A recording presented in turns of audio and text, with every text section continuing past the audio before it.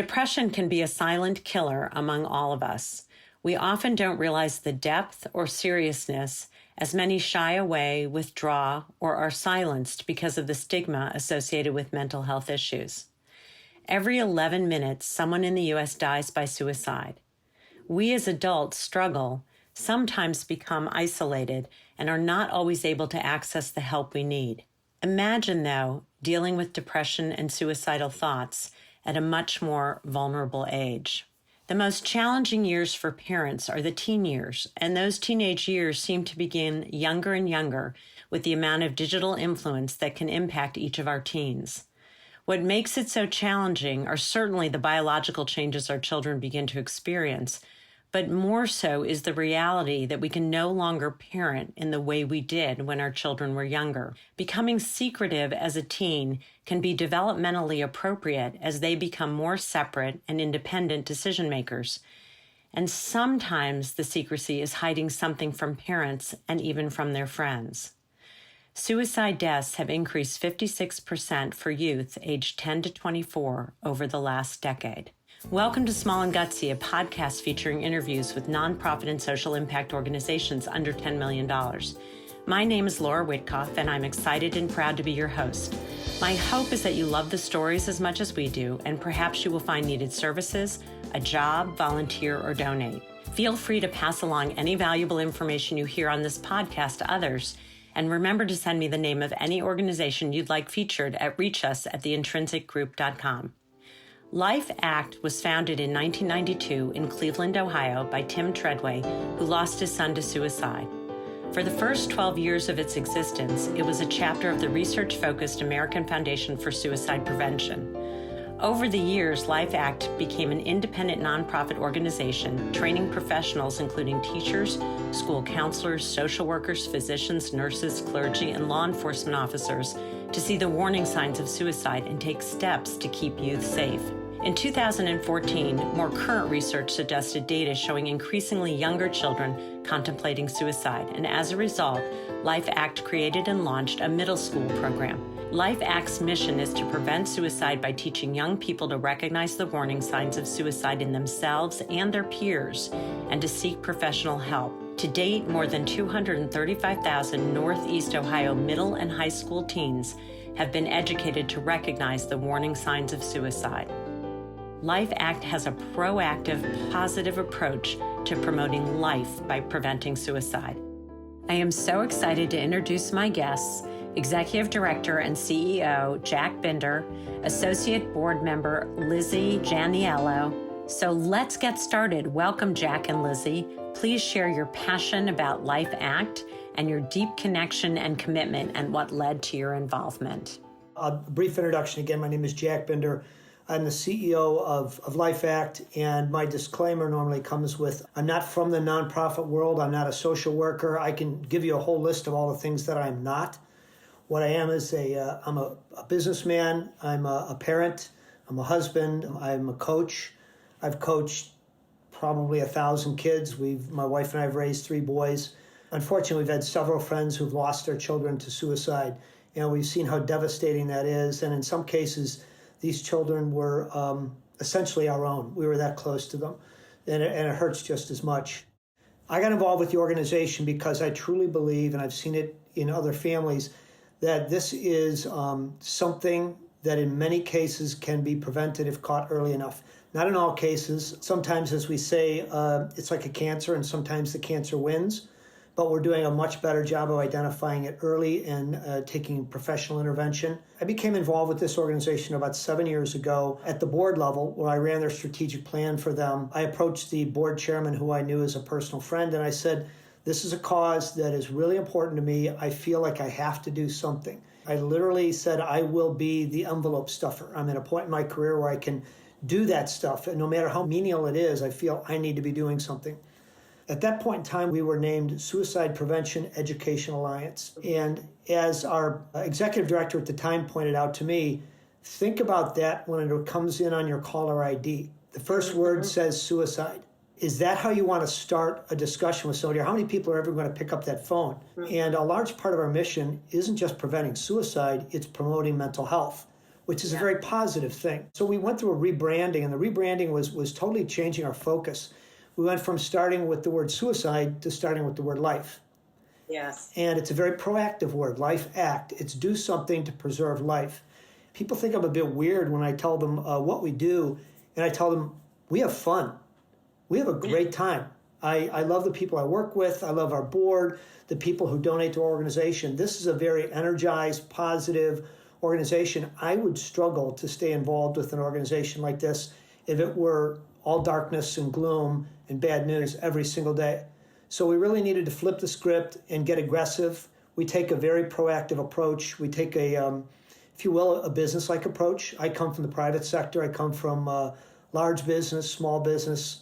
When we go in and see our funders, I've been known to tell them we're not a nonprofit. And they will say, well, we only fund nonprofits. And I will say, well, we are a 501c3, but up here in our heads, we think like we're a for-profit because we have to earn our money every day. And we are in the business to make more money so that we can provide more programming.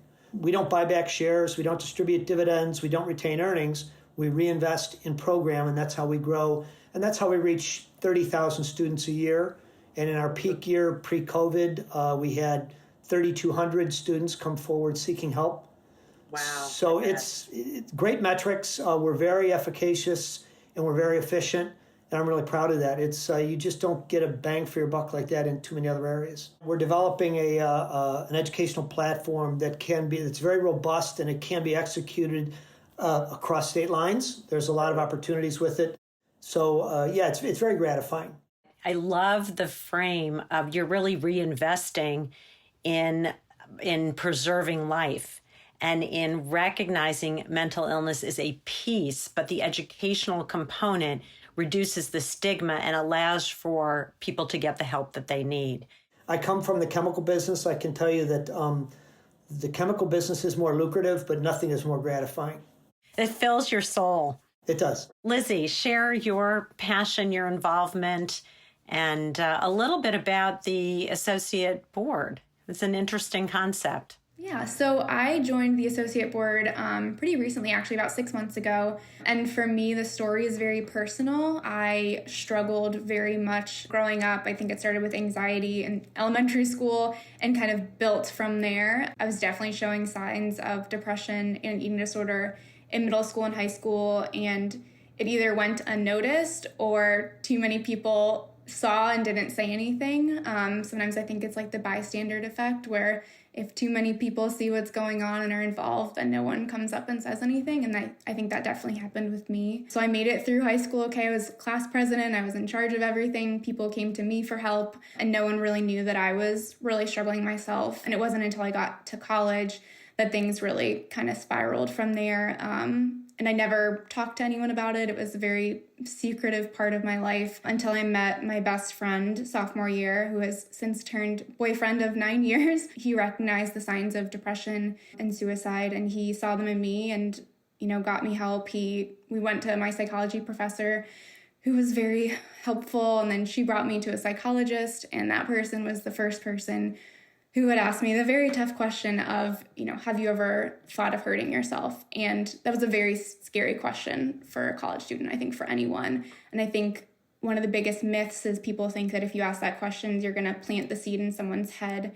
And for me, it was a huge relief for someone to ask me that. I had been hiding it for so long, and it's this huge weight on your shoulders. And for someone to finally know that that's what you're thinking, it was a huge relief. So from there, many, many years of treatment and therapy and hospitalizations and the whole 9 yards. It was really tough. I didn't think that I was going to ever recover for a very long time, especially with my eating disorder. People kind of said I would be a chronic case and I would just live with this for the rest of my life and kind of get used to it. But I'm very thankful that I have made it much farther than people thought possible. I owe a lot of that to my boyfriend and the organizations that I've got involved in. So I joined LifeAct because I think if there was a program like this when I was younger, maybe I would have said something earlier or a friend would have said something earlier.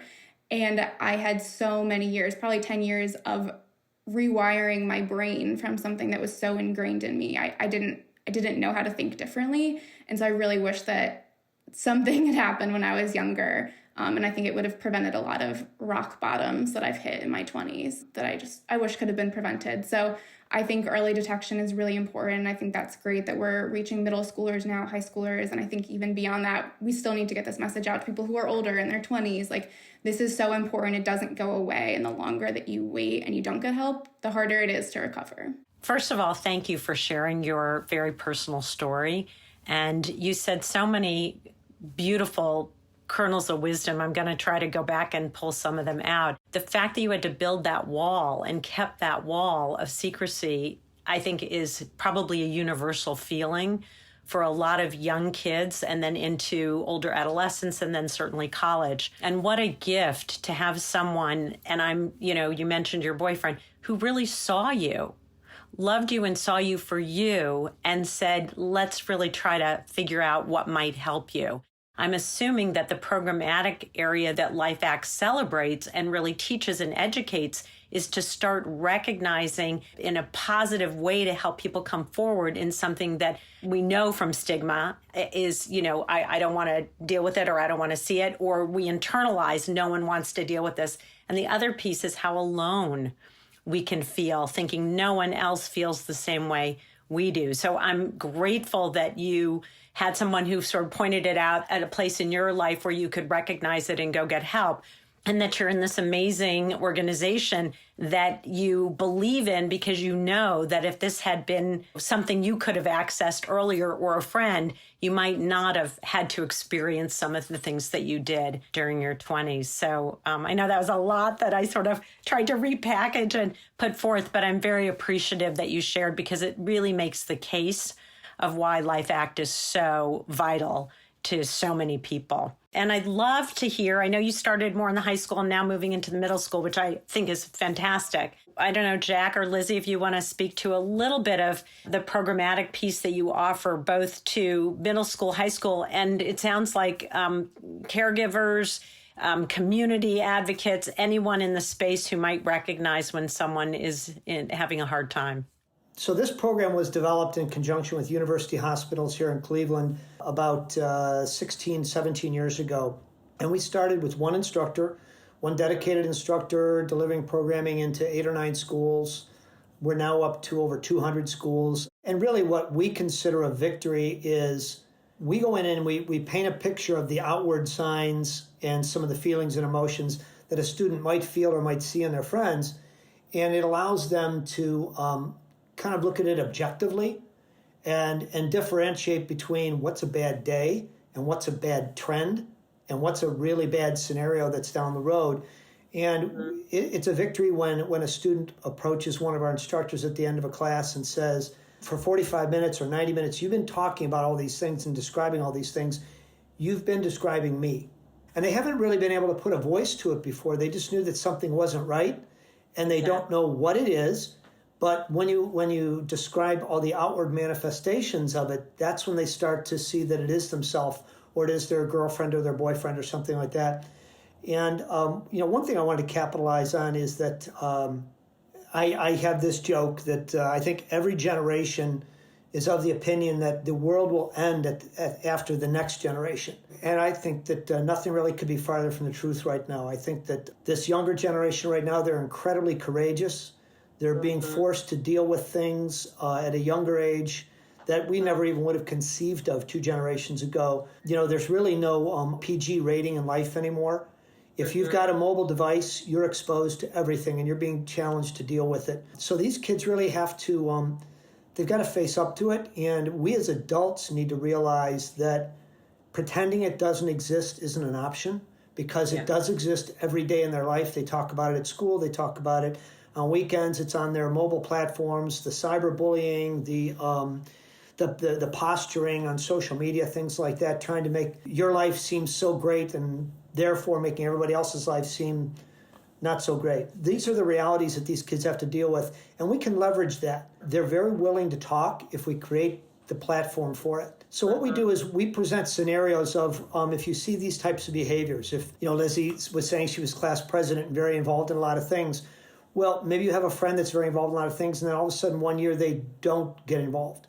Maybe they're captain of the lacrosse team or the lead in the play, or the head of the marching band section, and then they lose interest in it, and their grades start to fall. They become isolated. And any one of those things might not make you stand up and take note, but you start to see these patterns, and we help the kids identify these patterns and what to look for. And we're very clear with them. We don't expect the kids to diagnose anything. See behaviors in your friends, and if you see behaviors that are looking like this, think about it, and then understand the power that you have as a 14-year-old or a 13-year-old, as a 12-year-old. You got tremendous power to go to a trusted adult and say, I'm concerned for a friend of mine, or I'm concerned for myself. We might take a picture of an entire classroom of students and say, can you spot the student who has depression? And people will struggle. They say it could be the one in the back with his head down, or the girl over there who's not paying attention. And we're like, no, it's a trick question. You can't spot them. It doesn't show on their face. It's not like a rash. You don't cough from it. So how else do you know? Well, you have to observe these behaviors, and it's a little bit more nuanced. But I think these kids are so dialed in and so intuitive right now, and they're very smart and they're very courageous. So we just leverage that. We take advantage of it. You know, when you leverage it, you're also empowering them to not stand by and also not to sit in their own worry. Because when you have a friend who you think you're worried about, you internalize that worry too. You may be worrying about them and you're not sure where to go. And I love the idea of the different signs, because you're not asking kids to diagnose themselves or others. You're raising awareness on what may or may not be. And so getting professional help is the next step to learning more about it. And I love the story you shared about the child that comes up to the instructor and says, you know, you're describing me, because one of the feelings that can happen to a kid and even a young adult is they chronically are trying to talk themselves out of feeling this way because they know something isn't right, but they also don't think anyone around them is feeling the same way. I commend you for taking this on and actually celebrating the opportunity to do something about it in a forward-thinking, positive way, rather than, as you pointed out, the doom and gloom, which of course we face when something happens. You're not negating that. You're just finding another path in where I think students can really grab onto. It is, and we really focus on visuals and helping them really understand these outward manifestations, because you could easily have 20 kids in a classroom and ask them, is there anybody here suffering from depression? And you might have 20 out of 20 saying no. And then you might say, okay, have you noticed these behavioral changes in yourself or a friend? Well, yeah, we've seen that all the time. They don't necessarily know what they have. And sometimes it isn't depression. Sometimes it is something else. But a student will come to us and say, based upon what I've heard today, there's something not right with me. And I don't know what it is. I'm not a doctor. I'm not supposed to diagnose this. But it's not getting better. It's getting worse. And I can't explain why. There isn't a reason for it. There isn't that my girlfriend or boyfriend broke up with me and I flunked a test. Okay, that can be a bad day or a bad few days or maybe even longer, but this might be going on for 6 months, 12 months, and it's a downward spiral, and they don't know how to stop it. They don't know what's causing it. They don't know what to do about it. That's the point we're trying to get them to, is not to figure out what's wrong, just to figure out that maybe it could be better. I love that you differentiate between, because we all have bad days and we all have huge disappointments and we all have times where we're going to cry about things, but that may not fall into the same category, or it may. And so to start to raise that awareness, both in ourselves and others, is key to your program, really. Lizzie, chime in here. I know that you've only been part of this for 6 months, but what are some of the things that you've observed or seen in either on online resources or through the engagement with the board? Definitely, I think one of the things that Jack had just mentioned, which I think is really important in opening the dialogue now with parents and adolescents, is I think for a lot of people, everyone blames these changes and behaviors on being a teen, right? Like if you're sleeping too much, if you're not talking to your parents, if you're isolating, if you're crying, like that's because you're a teen, that's because you're moody. Like that's always been, what all these changes have been attributed to. And I'm sure part of mine also. So I think talking to people about the seriousness of these changes and what it can mean. And again, not always is depression, right? It could be a lot of other things. It could really just be a bad day. But I think that's something that I think is really important that I'm glad LifeAct is doing and really teaching, that it's not just you're having a bad day and it's not just that you're a teenager. Like, these are real clinical disorders that need to be addressed. As far as being a part of LifeAct, I've absolutely loved it. It has been such an amazing experience for me. The associate board, I think, is really interesting.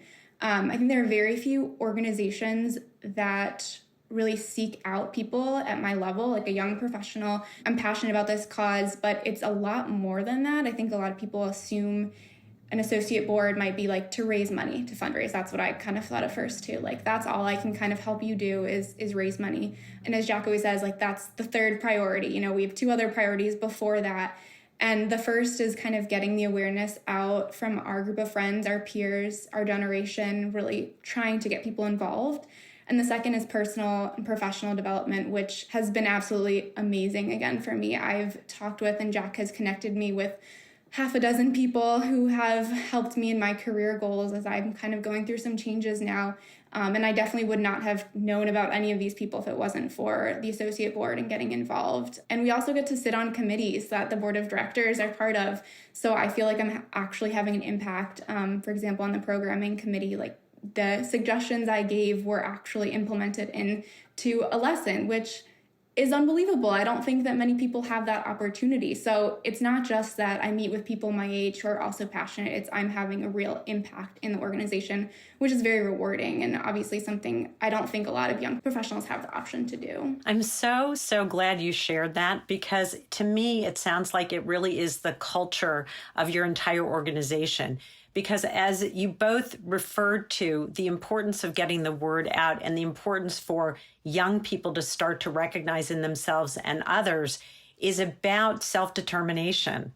And when you think about the associate board and the connection to your own path and your own career development and your own engagement with the topic and other senior members allows for that full self-determination. So not only do you offer this programmatically as an entity, as LifeAct, but you also have created this culture internally. And I commend the leadership for taking this on. It also, I think, my guess is, Lizzie, it adds so much value because you're closer to the generation you're serving. And so if you come up with some ideas around facilitation or an activity, because you experience that, it's going to give it much more credibility. And my guess is be much more real for the students and even the educators who are receiving the training. Yes, I can't wait until COVID is over so we can actually meet the rest of the organization. I haven't met any of the youth advisory board or the students or the instructors in person, so I'm really excited for when we can finally see people in person and really bring things back together here. You know, I had one of those moments a couple of years ago before we established the associate board. I was having dinner with my wife and another couple and their daughter, who I think at the time she was probably in her early 20s. And I was kind of questioning her about, how do we understand our messaging and are we reaching the target audience with the right message? And I threw out that word Facebook. And immediately her face just scrunched up like, we don't use Facebook. And that's just my ignorance. You've got somebody who's not their generation thinking that we know how to communicate, but we don't. We need to have the generation after us and even the generation after that tell us how to communicate. I also have a very selfish interest in the establishment of the associate board, and that is that one of my roles with LifeAct also is to bring on new board members and to cultivate a diverse board that can add a lot of value in a lot of different ways. And it's difficult to find trained board members. You can find passionate people, but trained board members is more difficult. And what I'd like to do is I'd like to begin to train younger people in the process of running a board. I think that philanthropy is a learned skill, yes. And I'm not sure that my generation, or maybe the generation after mine, has done a really good job of training the next generation for how to participate in philanthropy. And we need to do that. We need to get strong leaders in there, and they're not just going to pop up overnight. They need to be cultivated. And I think I would love to see every member of our associate board go on to be a board member of our organization. but at least I'd like to see them join some boards that they're very interested in and hit the ground running, but really be an impact player from the start. It's really what leadership should be, is always cultivating the next round coming forward. So I think it's absolutely marvelous what you've created. But you said something earlier, Jack, and I so agree with this.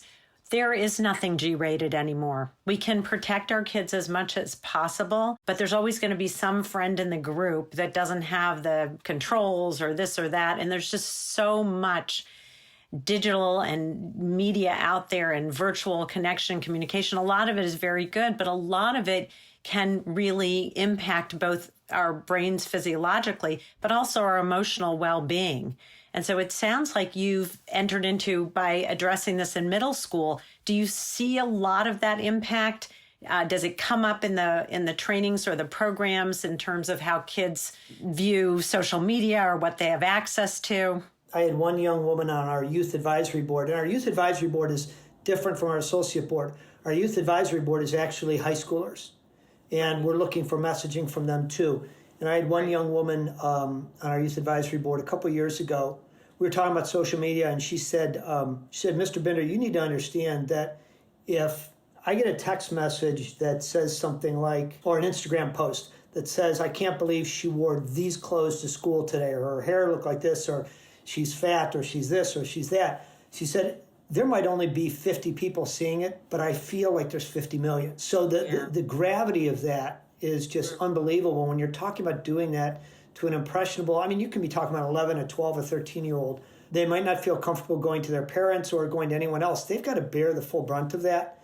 So no, these kids are absolutely dialed into it. When we introduced our middle school program, we focus grouped with a lot of middle school teachers. And we said, this is how we think we want to steer the content. And we're going to go a little bit light on the S word, the suicide word, and more on stress and depression. And across the board, every teacher said, don't dodge the word. They said, these sixth graders know the word, and they talk about the word, so don't pretend it doesn't exist. And that was really a wake-up call for our organization that, as soon as we introduced our middle school program, we were being asked by primary grades, what do you have for us? But I love that you didn't shy away from that and you really took their feedback, because I think we as adults sometimes think we're protecting our children by not mentioning it, and we're doing just the opposite, because then it becomes taboo and we can't talk about it, and then they don't talk about it. Brilliant. Keep going. Yeah. So I run into some parents, we talk about social media, and they say, well, we limit our kids' social media. And I just kind of nod my head and I'm like, you sure think you do. All they need to do is walk up to the parking lot in our office and see a dozen kids huddled around one person's iPad or cell phone at 2:30 after school.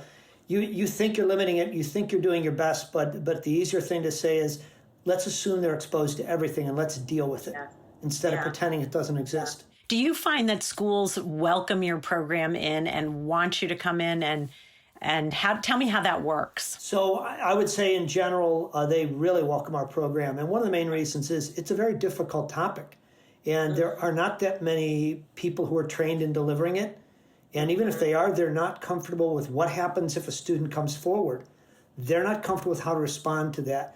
So the opportunity to bring in a professional who does this day in and day out and understands the way to respond to these questions, they're very anxious to have that. We've got a very high rate of recurrence in schools coming in year after year after year. Again, we've grown from 8, 10, 12 schools to about 200 schools now. Our limiting factor right now is really the number of instructors in geography, but the schools are very receptive to it. We require that the classroom teachers stay in the classroom for the program because they represent continuity after we leave. We also feel, and we've asked several students this question, because I was wondering, not having a background in this, is being a stranger in the classroom a strength or a weakness? Basically, every student has told us we're much more comfortable with an outsider. This is somebody who we don't have to see every day, possibly for the next 4 years. It's not my homeroom teacher. It's not my coach. They feel that they can open up a little bit. And I've experienced that in some of the classes where 5 or 10 minutes in, we will have one of our instructors say something like a very open-ended question. Who here knows somebody who's been struggling, emotionally? We won't call it depression yet, but they've just had emotional problems. And you'll see almost every hand in the classroom go up. And at the end of the classroom teacher will come up and say, I never would have guessed that. If I would have asked that question, none of those hands would have gone up, or maybe one. But they respond to their classroom teacher differently than they respond to ours. You know, it's interesting because it doesn't sound like they mind that their classroom teacher stays in the classroom because they're in the back and they sort of forget maybe. But I would imagine students feel that if a classroom teacher or coach or someone they see every day raises this as an issue, that they will be, as a student, looked at differently. No, I think that's absolutely the case. So one thing I've noticed, Jack, that I want to say as a leader, and I want to give you a huge compliment, is I noticed that in every sort of scenario that you paint, you ask questions because you don't need to have the answers. You're seeking the best route in. And I just want to, I want to comment on that because it isn't always that I see that as a consultant in the world of nonprofit. I take that as a huge compliment because I think I've made a career out of surrounding myself with really high caliber people. And I don't want to surround myself with people who I tell what to do. I need them to tell me what to do. I need them to know more than I know. Is there a national platform for your program? Can you get it out virtually? And then I'll talk about COVID and what you've done. Is there a way to grow this? Because I don't know other programs that have the same approach that you have. I think most people who I work with and who work around me know that I'm kind of a silver linings guy. And there are a ton of silver linings to COVID. One of them has been it's accelerated our progress on creating new modules for education and new ways to reach students in a distance learning model without losing the in-person touch. Good. So that's what we've been working on. We've invested in that heavily. Our funders have been very supportive to put that together, but we are reaching a point where the platform we've developed is robust and it is scalable and it can be moved out with professional development really anywhere we want it to be. We're probably less than a year away from having that capability.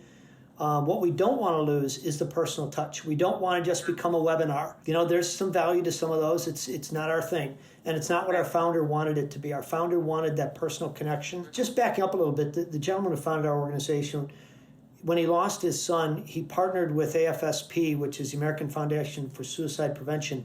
And they're a great organization. They do a lot of research, a lot of valuable long-term studies and research. But I think what he wanted out of this, he wanted an immediate return. He wanted impact today. He wanted to see the faces of the kids who he was helping in his lifetime. And we've kind of stayed with that mission. And that's where putting our people, our trained professionals into the classrooms, it gets immediate results. And we're uncovering the students hopefully early, hopefully several years before it's a crisis stage. And that's kind of the secret sauce that we have, if you will. And I think that this type of platform now has reached the point where it can be rolled out on a much larger scale. I was sitting in on a talk by a gentleman from Nationwide Children's Hospital, a psychologist. He said, at what point in time did we start discussing suicide as an option? And I thought that was very insightful, that young people will say, well, you know, if your life is really bad, there's all these options. And one of these options is suicide. And he's thinking, when did suicide become an option? That's a great question. And it's just a very different way of thinking, but I think it is being thought that way. And it's almost, you know, when something like 13 Reasons comes out on Netflix, and it really kind of glamorizes the whole situation. Back to your point about the fact that our program can be nimble and we can adjust.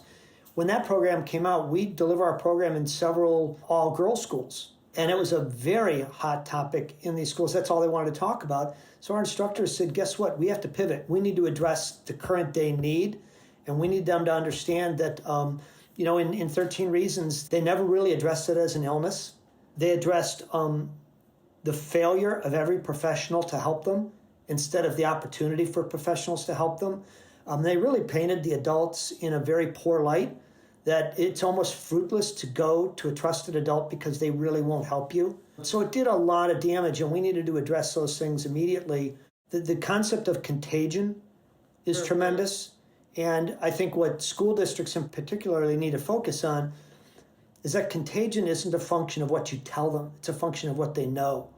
Yeah, And exactly. we had a school where we lost a young girl, and for a lot of different reasons, the messaging to the students was that she lost her life after a prolonged illness. In this case, there was an eating disorder, but it ended in a very bad way. And I got a call from a youth advisory board member who actually attends that school, and she was in tears. And she was saying, why won't they tell us the truth? Because the students knew, before the school knew, what the cause of death was and how this happened. So pretending it didn't happen that way doesn't address contagion. Yeah, what a great point. You know, our young folks are savvy in a lot of ways. And yet, if we don't provide the accurate information, they'll seek information elsewhere that may not be as accurate. So really perfectly said. I think it's hard too because suicide is still a topic that adults don't want to talk about. We're doing something that's unheard of. You know, we're talking to kids about it. And one of the root causes of why kids are struggling so much and they don't understand it is because adults don't want to talk about it either. So I think, you know, even for me, like when I told some people, adults didn't get it, you know, they'd be like, okay, so like you're sad a few days, like sucks, you know, feel better. A lot of people just truly don't get it, even as adults. So I think part of the thing that I love about, you know, teaching in the schools is like the teacher does stay there and the teacher's learning with the students. I think teaching them is just as important as teaching students because they need to know the signs. They need to feel like people can come to them, whether or not they do or not. It's just an important thing to still teach everyone, as many people as we can, and try to open the discussion. There's this generational issue, and we face that continuously, and we face situations where parents are in denial that it couldn't be their kid. And hopefully it couldn't be your kid, but that's a little bit naive. So we can actually reframe it with the parents, and we say, of course it couldn't be your kid, but your kid could help someone else, and then your kid could be the hero. And they say, oh, my kid can be the hero? Then it's great. Then we'll certainly educate them about it. I love these angles in. They're so important. And what I wanted to respond to Lizzie's comment is it may be hard, it may be scary to talk about, but it's life-threatening not to talk about it. I really appreciate that. And I love what Jack said is sort of another way in.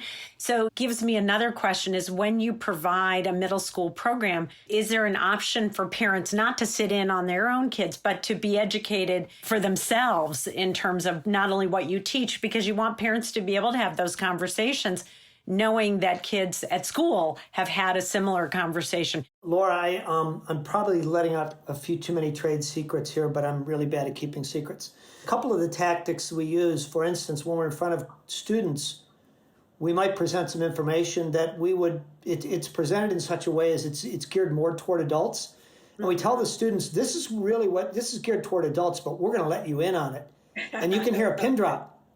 Now, the exact same psychology works with parents. It's perfect. When you say, we normally wouldn't be telling you this because this is just for kids, their ears perk up and they want to listen. So that's how we kind of put it to the parents is that we're going to let you in on this little secret of how we address these topics with your teens. And then they'll listen as long as it doesn't implicate them. And I can't think of a better way to say that. You know, the parents are judgmental of each other. And when you hold an evening at a school to talk about behavioral health and mental illness, the parents, when we say, why would you not attend that? They say, well, because if we go there, the other parents are looking at us saying, I didn't realize your son or daughter had a problem. Mm-hmm. They all feel like they're being judged. So we need to come up with creative ways that allows us to have discussions with them in a non-judgmental and manner without the stigma. It's so much about judgment, and I think that stems from the stigma, but I think it stems from feeling judged about parenting in general, because there are classes, but there are no required courses on how to be a good parent. You know, we assume it's automatic. And so we think if what we're doing, if it's judged by somebody else in a negative way, then we have to return that, right? It's just it's a non-village mentality, but we're all in a collective, right? And I think there's been a lot of, previous thought that if a kid is sick, it's because their parents parented them in the wrong way. They did something wrong. They were neglectful. Like all of these things could just be landed on the parents. And so I think that's another reason that they're so afraid to talk about it and they're so afraid to explain that their child might be struggling is because people are going to judge them and say, well, you did a bad job as a parent. So I think also educating parents that this is a brain disorder. Like, they did not cause this. There are many factors. It's better to get help than it is to be afraid to get help because you're putting the blame on yourself. And it's not an illness. The flu is an illness. This is a disease. This is a disease of a bodily organ, no different than lung disease, kidney disease, something like that. And it needs to be treated in a professional manner. You need to seek professional help, and there shouldn't be this stigma behind it. It's not that you're a defective person. Right. You just have a disease of an organ that needs to be addressed professionally. I love that because it's often that silent disease. It's there are other diseases that can be, there's certain learning disabilities that fall into a category where if you don't see it, there's something wrong with the individual versus they have an illness that needs to be treated. So the frame is so important, and we need so much more education in that arena. Share with me COVID-19. School's out. You're unable to get in front of kids. What have you done? How have you managed during this time? Necessity being the mother of invention, we've launched several variations of our program. We've got a virtual, which we're not really fond of because it takes away a large part of that person-to-person contact. We have a hybrid model where frequently an instructor will be delivering the program personally, but it will not be in the same room as the students. So they'll be in the same building, but not in the same room. And then thankfully, a lot of schools that we are in have been back in session. And they want our teachers in there. They want us in the classroom. I think that this week, we're in person in 6 or 7 schools. It's been a real challenge, and it's difficult for our instructors, believe it or not, because they thrive on the building of trust. And that's so hard to do virtually. And then there is the other issue of responsibility. If you can't be there for them, should you even be opening that door? If you can't be available for them. And so that's why ensuring that there is a trusted adult in their virtual classroom is so important to us, and that they have the proper marching orders. If a student comes forward, this is how to handle it. This is the triage process. These are the resources available. But again, it's given us an opportunity to do more outreach to parents. We are now introducing programming calling QPR, Question, Persuade, Refer, which is really designed to teach a lot of the same skills to adults that we teach to students. So we're really just broadening the net within which we can catch these students when they're struggling. So there's a lot of good that came out of it. We've had enough good now. We can go back to normal. We've also introduced a self-care program. We do not deliver our standard program to students who are not in a classroom setting because we can't be certain that they have a trusted adult there with them. So we have a self-care program, which is really more positive focused, and it's designed to help and to also convey some resources, but without the triggering mechanisms that could exist in a classroom setting. So I think that self-care program is really going to go a long way too. And that will stay with us after COVID, just as QPR will. So we've grown quite a bit. So as you both may know, toward the end of the interview, I always ask quick and gutsy questions. So if you all are ready, I'd love to ask you my round of quick and gutsy questions. Okay. What is at the top of your wish list for LifeAct, but the answer cannot be money or funding? If I could have an unlimited supply of passionate instructors. Oh, I love that. That's great. They're the tip of the spear. I mean, they're the ones who get it done.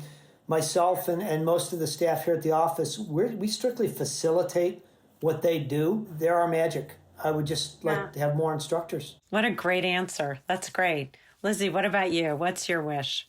I think just being able to reach more students, but again, keeping that meaningful connection. I don't think the answer is to go virtual all across the country. I think there's too many, again, webinars where everyone just checks the box, like, yes, they taught this program and it's done.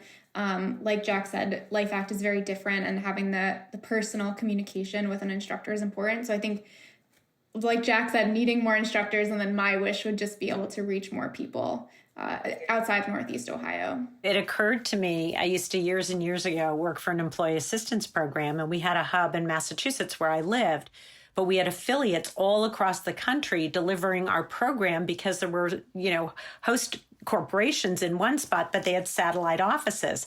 So I'm wondering for you all, even though I do think a virtual platform is great, if you were the hub, but then we're able to train facilitators to go into classrooms across the country. Just a thought. I had my consulting hat It on. absolutely is the idea that I'm talking about. I probably misspoke.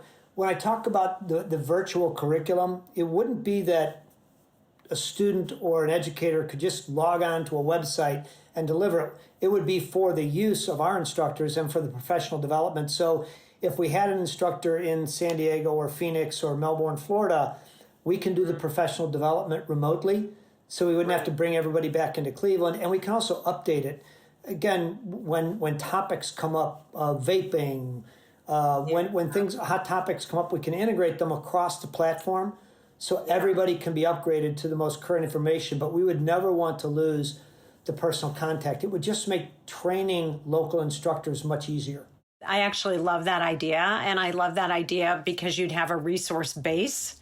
So yeah, that's my wish for you, to grow that exponentially with on the ground facilitators. Just terrific. I hope your wishes come true. I do too. Well, I hope both of yours do as well. You need all those instructors, right? And you need the personal connection, which I hear loud and clear. If you were to think of a song that describes LifeAct, what would it be? So I have kind of a freaky experience that has happened to me.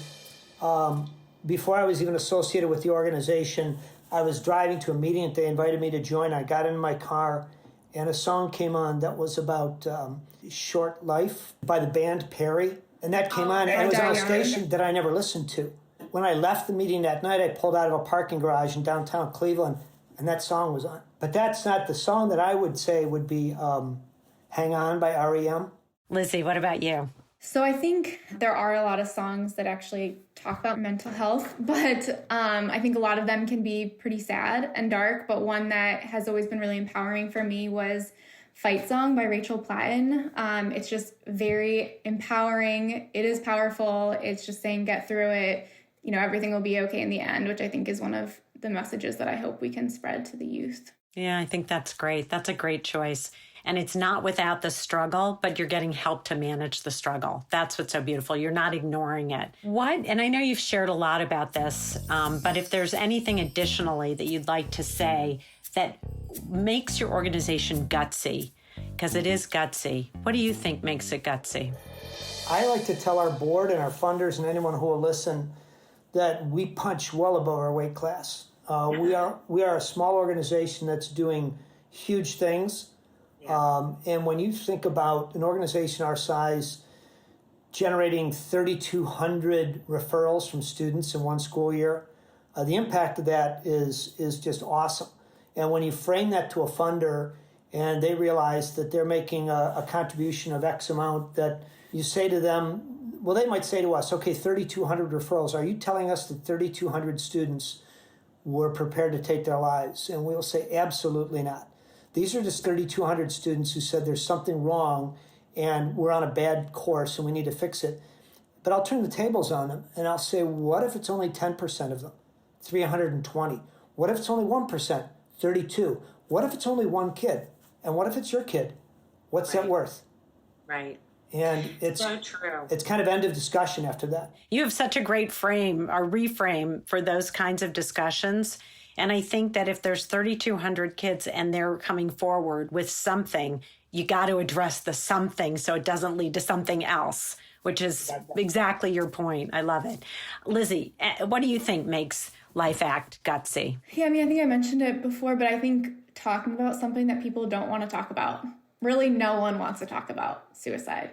I don't know one person who, if I were to ask them or have a conversation, that they would joyfully engage and be excited to talk about how important this is and how much they want to make a difference in kids' lives. I think I've hopefully reached people in my story, but again, it's something that people they don't want to engage in the conversation if they don't have to. So I think really trying to change that dialogue, trying to address it with adults, with kids, like saying it happens, it's okay if you're feeling this way, and to get help. I think that makes LifeAct very gutsy. Yeah, I think it does. And I think it makes it bold and courageous too, because you're taking on something that most people would rather shy away or not know about. So I couldn't agree with you more. Is there something that outsiders or maybe even insiders don't know about LifeAct? Most people who know our organization, and this is probably my fault for poor branding, we have people who will say, oh, you're with LifeAct, you're that suicide place. And we're like, well, no, we're a lot more than that. We're about mental health, and we're about wellness, and we're about avoiding the S word. And if the ultimate success in our organization is if the word suicide never needs to be mentioned, that means we really did our job well.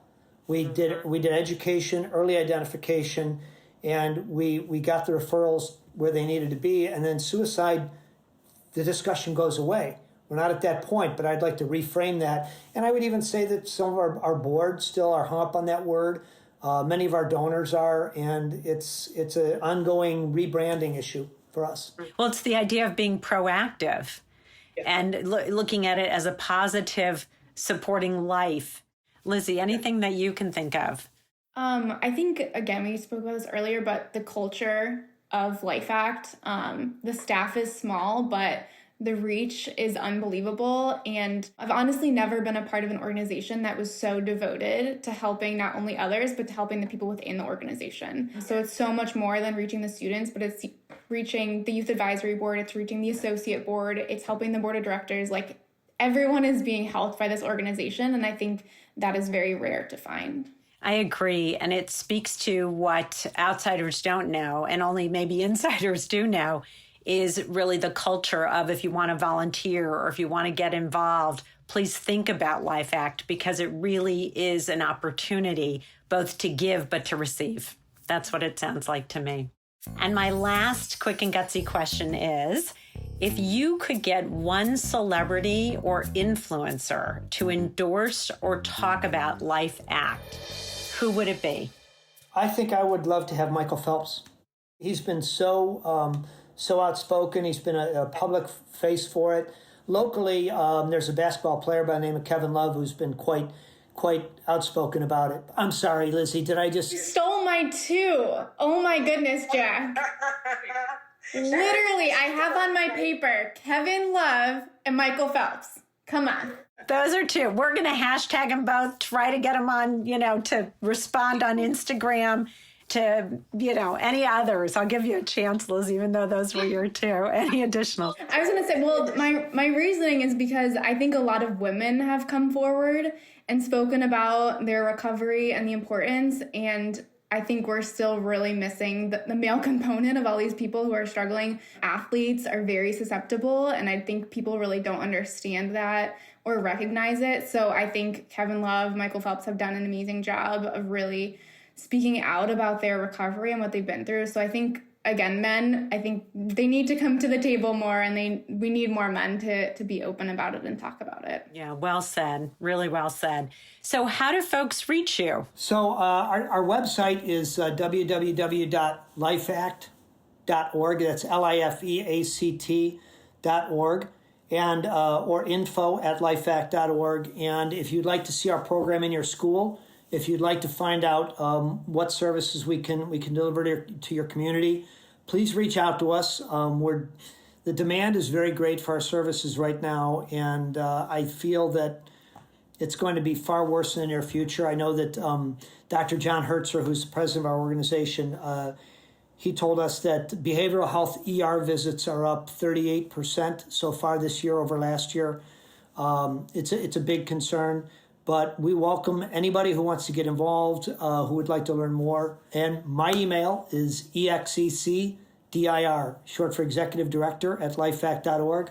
Reach out to me directly.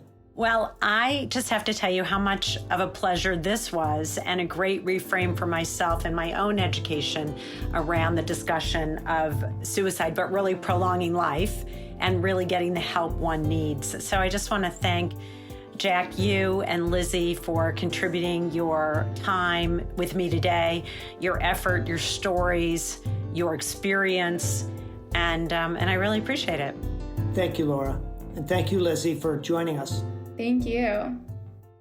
Our blog of these small and gutsy nonprofits and small social impact organizations can be found in the organizational story section of the Intrinsic Group website, so that we can continue to link clients, volunteers, future employees, and donors to this small but mighty network. Of course, we can't take responsibility outside of our own vetting of the organizations we interview. So before you sign on to support or work for them, we encourage you to do your own due diligence and research them as well. We just want you to learn about the small and gutsy nonprofit and social impact organizational sector so they can spread their story and their impactful work. I want to thank my partners in this endeavor, the Intrinsic Group, a management consulting firm specializing in guiding organizations to leverage talent, optimize processes, and to ensure the organization's narrative is aligned with their culture. The volunteers, my co-producer, sound engineer, and composer, Pavel Franson, and my graphic designer, Nate Addy, my social work intern extraordinaire, Stephanie Tran. Please check out their bios on the Intrinsic website, and all the folks, friends, and family who have guided and inspired me. And thank you for listening. If you like this podcast, please share it with your friends, give us some stars, and write a review on wherever you listen to podcasts. And if you're interested in sponsoring Small and Gutsy to keep it going, please reach out to me at reachus@theintrinsicgroup.com or buy us a coffee at www.buymeacoffee.com/small and gutsy. So as you all know, we've started since our 10th episode to give shout outs to all of you who are giving a shout out to us. So here we go. Margaret Lichter. Love these. It's exciting to hear the stories and missions of these smaller nonprofits. Laura does a terrific job interviewing, and you'll come away with each podcast energized and inspired. Thanks, Margaret Lichter. Really appreciate that comment. From small and gutsy to big with impact, I'm Laura Witkoff, and thanks for listening.